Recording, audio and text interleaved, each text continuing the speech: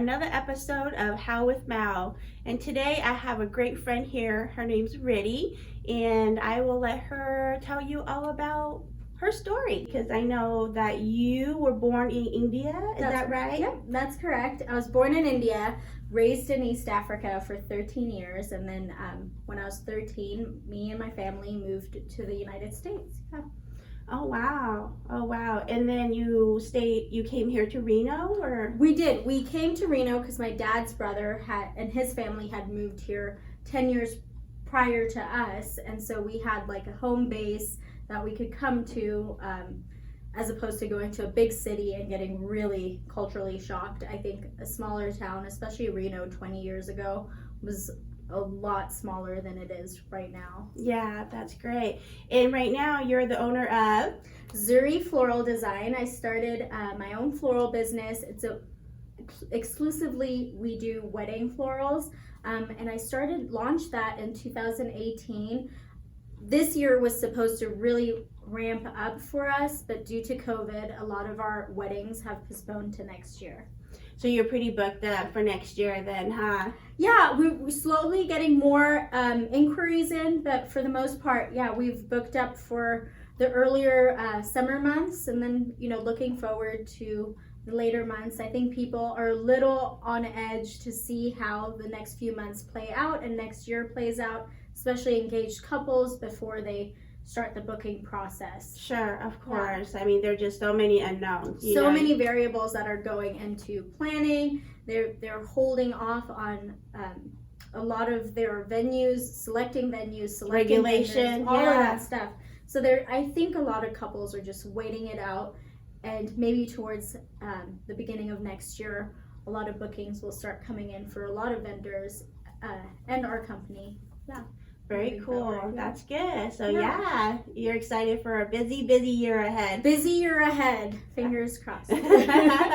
That's great. Well, tell us all about how you started this whole journey. I mean, where did you get your entrepreneurship from? Is it from your dad or from your mom? I think it was both of them. Growing up in Africa, they kind of shifted gears. They had a spare part company for cars, which my grandfather had left to my dad and his brother. And my dad and mom, they were very into cooking, Indian cooking, different styles of cooking, and they decided that they're going to shift gears completely and start open a Indian restaurant. Wow. Which they did. That's quite a change, huh? A complete change. Yeah. And they had a very successful Indian restaurant in Arusha, Tanzania. I remember my brother and I loving to go there just to wash dishes. That was like our favorite thing to do at the restaurant. And at the end of the night, we'd get like a Fanta or a Coca-Cola. Oh, yeah, cheap labor. Yeah, very cheap labor. That's awesome. I love it. And did you have a favorite dish, or there's something that they made that you liked? There were a lot of dishes that were really popular. They still continue. My dad still continues to cook a lot of those items that were really popular at his restaurant. Mushroom zaika, which you've tried. Yeah, so good. And then chili paneer was another one. And a lot of his chicken dishes, they both really put a lot of heart and soul into their cooking, and it really translates in the flavors and the taste. That's awesome. Yeah. And how did you go from that and probably finish school here and then starting the floral design business? So I started working at a country club, Montreux Country Club, when I was in my early 20s, and kind of fell in love with the wedding process. I worked as a assistant to the wedding planner at Montreux, and then quickly learned a lot behind the scenes of how to put on a wedding. And for the longest time, I really thought, wedding planning and event planning was my path. But somewhere along the way, I fell into designing florals, getting really inquisitive about that. I took a course at a local family-owned company in town, Sparks Florist. They were offering a course through TMCC, and I kind of took that as a 2-week course just to see if it was something that I was interested in. That didn't really stick for a year, and then I went back and was like, this was something that I really did enjoy. I enjoyed that course, and I enjoyed being around flowers and designing with them. Was there a particular moment where you're like, why am I not doing this for a living? What do you remember, like a certain day that you had? I think it was more so just getting to the point where I'm like, I want to do something creative, and I don't think there was a point in a day that stands out to me, but I think it was a slow progression, very natural slow progression into falling in love with the floral industry and floral design. I have been an artist or self-proclaimed artist, I guess I should say, for a really long time. I love painting, I love drawing, I love all those skill sets, and I think floral design is a different way of painting and using the nuances of flowers to really build a design and a composition that's really beautiful for weddings. Yeah, that's awesome. You're creating, something from nothing. Right, just like a canvas. Yeah, just a different medium. Yeah, absolutely. That's awesome. And then tell me about your journey at starting your business, and what was your goal from the beginning and what's your goal now, and kind of take us through that journey. It was quite a process. I battled a lot with myself and setting up tasks, which I think you were a great resource for me and really helping me really helping me break down the really big tasks into smaller to-dos, which are manageable and easy to get through, so that it's not an overwhelming decision. Starting from the beginning, I knew that I wanted my Instagram to look a certain way, and I know it's not about numbers and metrics as far as Instagram goes, but it's more putting a portfolio out there and right. a certain brand, and your brand to reflect your style. And that was my main goal that first year, and slowly but surely I worked towards it. I gathered content, made a lot of connections in town with a lot of wedding vendors with the Reno area and the Tahoe area, which was awesome in building my brand and building brand awareness to my community. Yeah, of course. Everybody, they start shopping online on their phone now these days. So, yeah. I mean, Instagram, it is, crucial to. It's a wonderful tool. Marketing tool, yeah. Absolutely. Especially, like you said, shopping online, it's right there. People, they want to bypass like chatting with you on the phone. They want to see, they want to see your work. They want to see your the work. meaty stuff. Yeah, absolutely. And so they see all that stuff. They're engaging with it, and hopefully it's engaging enough to them, it resonates with them, where they inquire and they're like, oh, we love your style, we love all these shooty outy blooms that are going everywhere, and that's kind of my hopes for the future too, to attract clients like that. And that's a good point, I think, that you brought up, is that these days people want to get to know you first digitally, before they reach out, before they have that first point of contact. So that's why it's so important to have a great digital presence, no matter what business you're in these days now. Oh, absolutely. I think it's also a way for people to connect with you without having to break the ice, so to speak. This is a way that they're breaking the ice with you. It's a wonderful tool, and they get to know your personality, and if you jive with their personality, I think they're more inclined to reach out. Absolutely. And so you're self-taught then, you're self-trained? I am. I mean, I did the basic training at Sparks Florist. It was just like a 2-week training.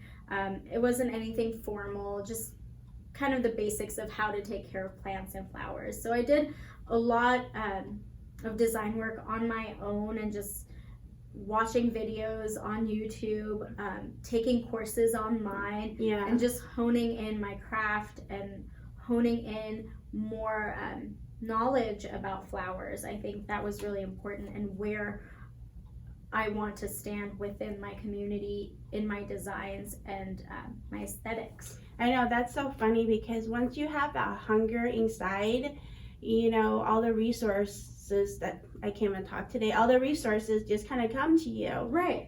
Because you are focused on that and you seek it out and then you find them. So right. Yeah. You attract it all back to you. Right. Yeah, absolutely. I totally believe in that. Absolutely. So you started at 2018. So how was it 2018 for you? And then how was it last year for you, and how was it this year for you? So 2018 was interesting because it was the year that I got married. Yeah. So it kind of had to take a little bit of a backseat for florals. And then 2019 for Zuri Floral Design was really engaging with local vendors in the area. So we did a couple weddings. There were smaller scale weddings. We did have one towards the end of 2019 that was on a higher scale. But for the most part, it was a really quiet year, just a lot of behind the scenes and building our brand that year. And then this year, it was more so targeting a client that resonates with our style and that market, because we want to move towards a more luxurious style. This way it gives us more creative reach to do different things, get really creative, do one-of-a-kind pieces for our clients. Yeah. And, that comes with a certain type of budget. Yes, absolutely. I see. Yeah, I mean, that's the dream day. Yeah. The bride's been thinking about this since they're little girls.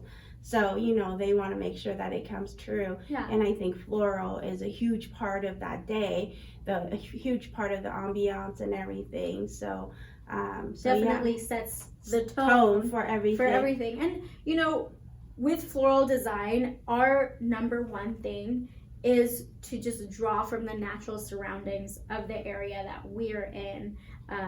Whether we're foraging responsibly from the area, just to weave in those items into our design so they just seamlessly match the environment. Yeah. I think that's our number And by one foraging, goal. you mean your mother's backyard, right? Yeah, my mother's backyard.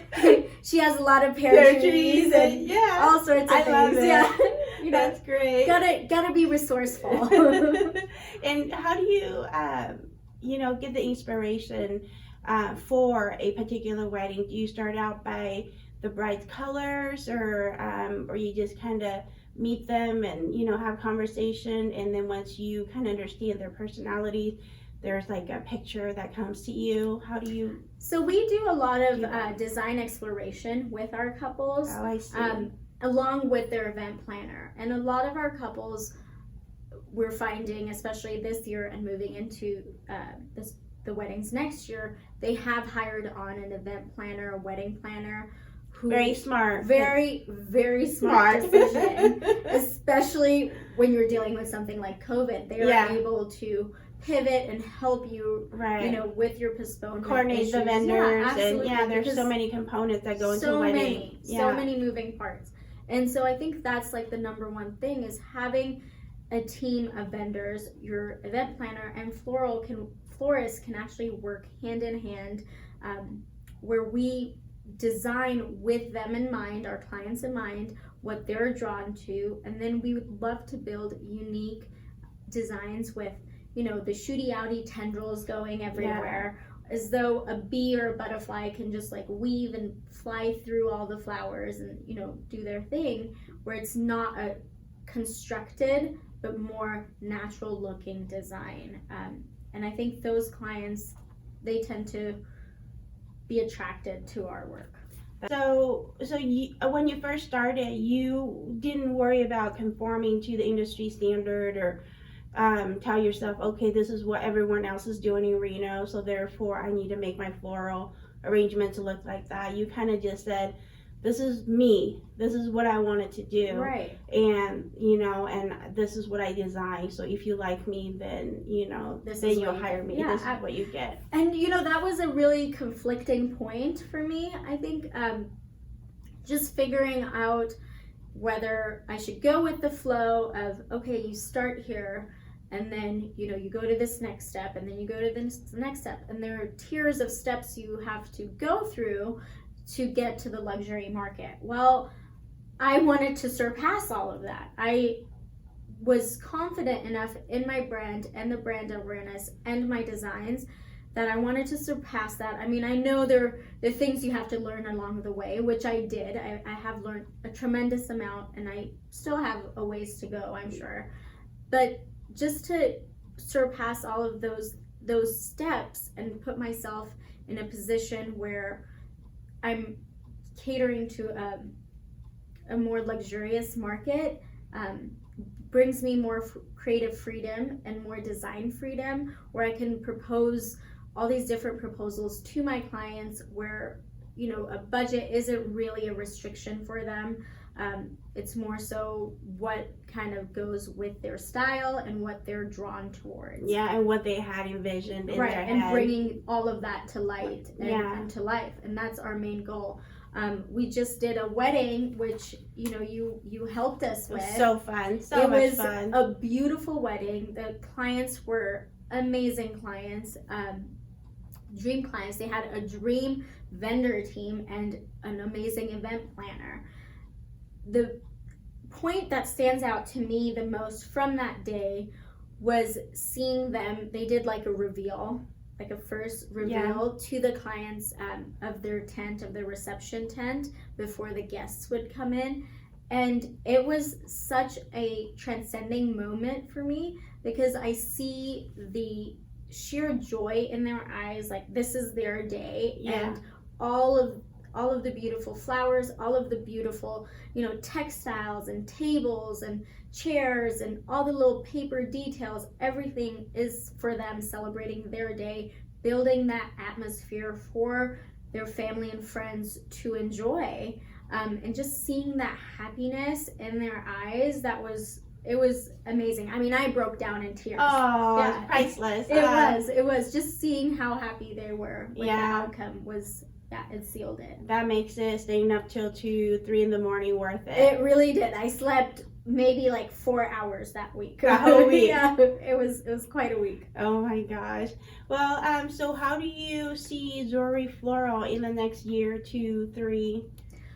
We definitely are looking to grow, but stay small at the same time. I think that's kind of the key to keeping it a more bespoke style and more intentional and intuitive style of designing. We don't want to get too big for our own good. We just kind of want to, you know, stay small and really take on a limited amount of clients per year and weddings per year, so that way we can ensure the best service to our clients, the best customer service to them, and really perform on designing really beautiful, one-of-a-kind designs and florals. Yeah, absolutely. Definitely about quality and Over quantity. Over quantity, and that's kind of how you build your brand, and that's what's happening for you, and that's your future. Yeah, so absolutely. That's very exciting. It is. It's an exciting time.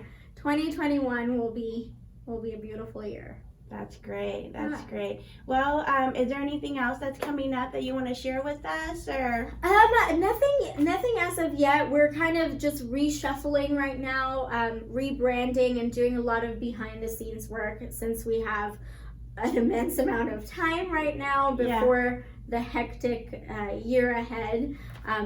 I am offering small little bouquets here and there. So if anyone is interested in flowers, please feel free to reach out. That would be great with the holidays coming up. Yeah. You know, if you want to do, classes or little tutorials, I think that would be so fun. Yeah, so that's definitely something that I'll be working on and thinking about. And, stay tuned. Yeah, comment below if you want to see it. Let us know. Yeah. Well, thank you so much for stopping by. Thank you. I really appreciate it. Yeah, I had a good time. Thanks, Julie.